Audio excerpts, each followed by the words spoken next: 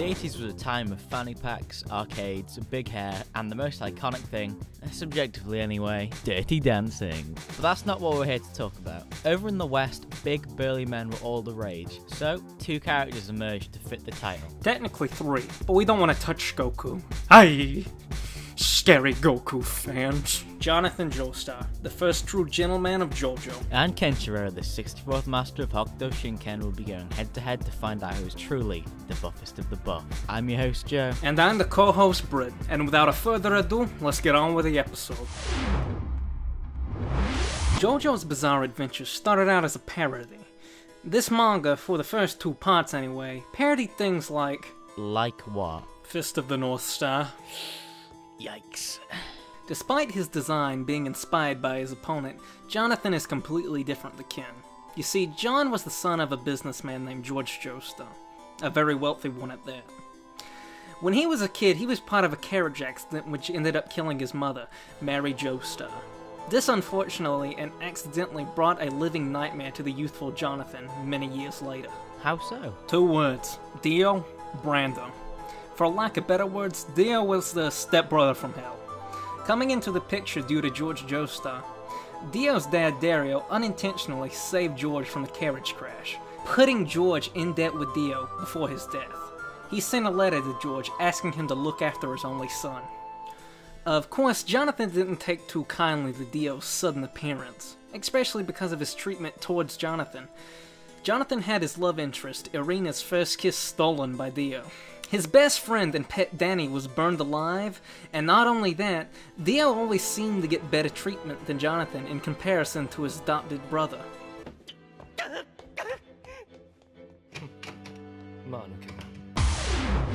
To cut his already short origin story, George Joestar dies, and it was revealed Dio was sent to the Joestar household all those years ago to steal their family fortune.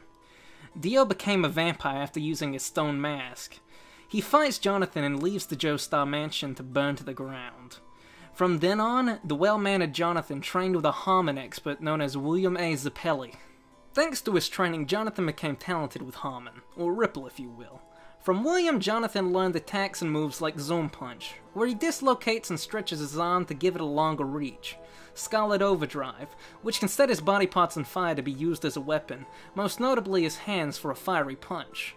Sendo Ripple Overdrive, which can send Harmon through a solid object and launches anything it touches either on the other side or the other end.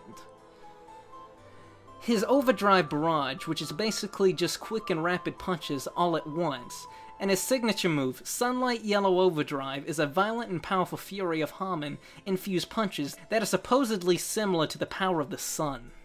Though it functions great as an offensive ability, Harmon can be used defensively too. Jonathan can heal from serious injuries with Harmon Regeneration, walk on water like Jesus Christ himself, strengthen objects, and a hell of a lot more. Another quick mention too, he had a sword known as Luck and Plug that was given to him by Bruford. Though Dio broke it in the final battle, the only thing it really did for him was cut up Dio a bit. As far as feats go, Jonathan threw an anvil at a high speed and pierced the skull with it. The average forging anvil can weigh up to 500 pounds, or 226 kilograms. So yeah, Jonathan definitely hit the gym every so often. Not only that, even before his training, he was strong enough to tackle Dio through a wall. He was able to hold on to Dio with his arms crushed and on fire. Jonathan also completely shrugged off a buzzsaw hat cutting into his arm.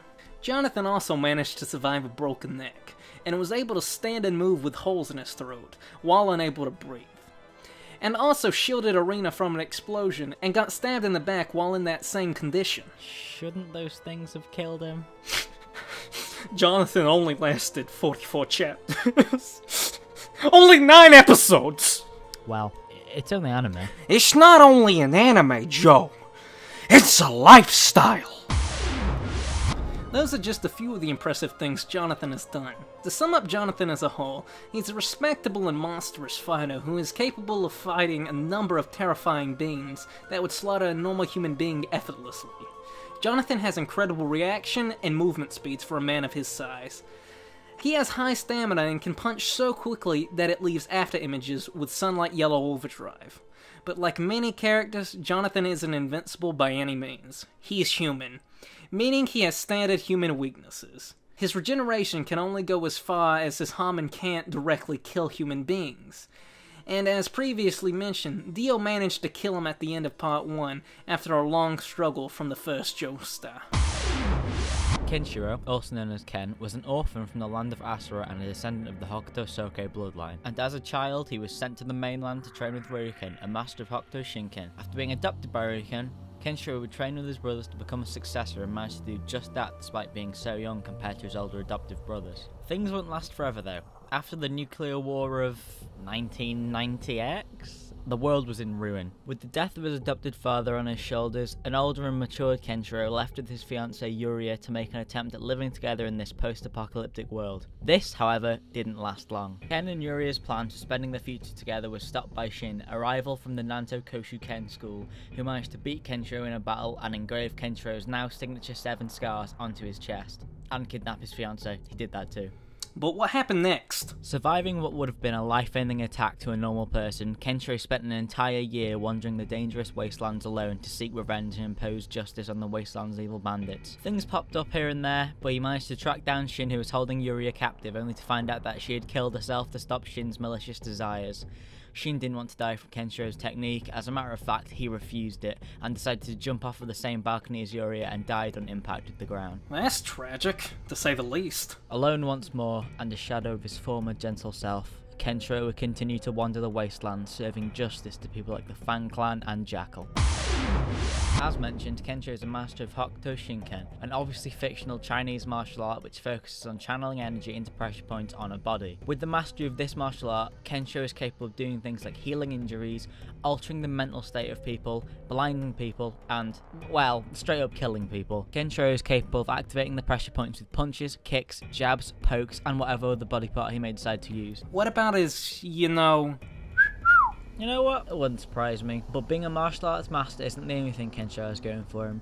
Some of Kenshiro's most notable abilities include him having enhanced senses, some form of healing factor or regeneration ability that allows him to regenerate bones and flesh, and also being a very capable weapons expert, being able to use a number of different weapons ranging from nunchucks, spears, staffs and more. He has ki moves too.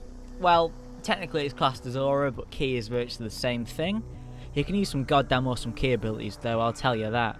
And finally, when Kenshiro is pushed into a corner and or is a very angry boy, he can activate something by the name of Muso Tensei. This is essentially a state of nothingness, making Kenshiro intangible and can even grant him the power to erase somebody's goddamn existence. What? That's a big step up from being able to use some random everyday household spear.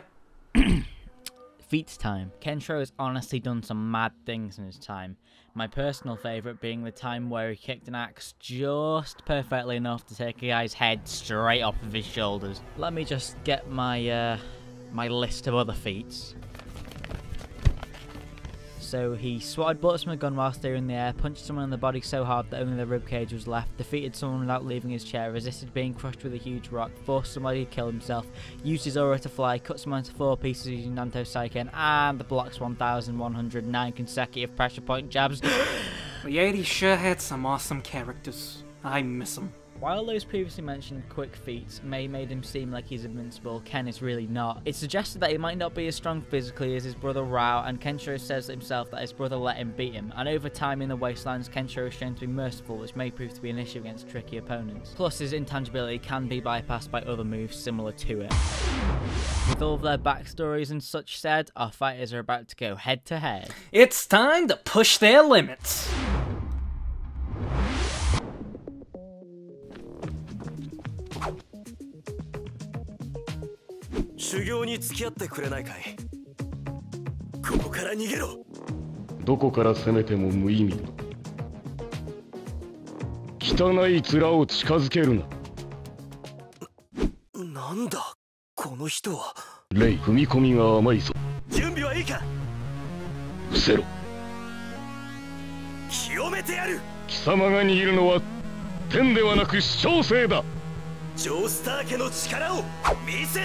Limit break.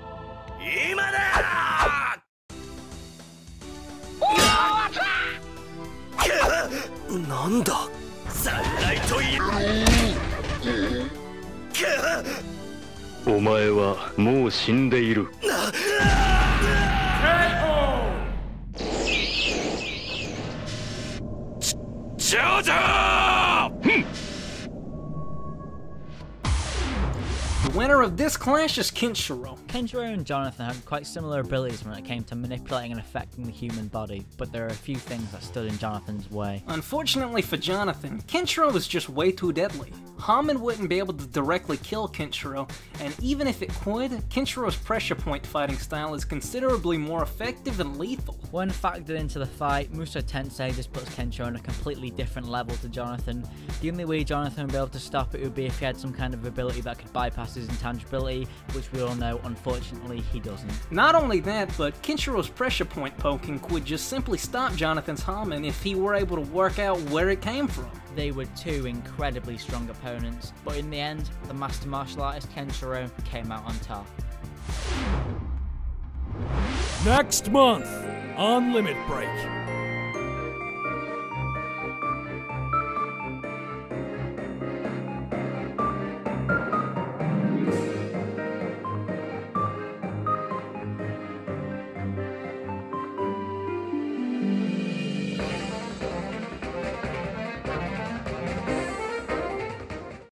Hey there, thanks for watching November 2017's Limit Break. We really did enjoy looking at these characters and fall in love with Jojo's Bizarre Adventure and Fist of the North Star.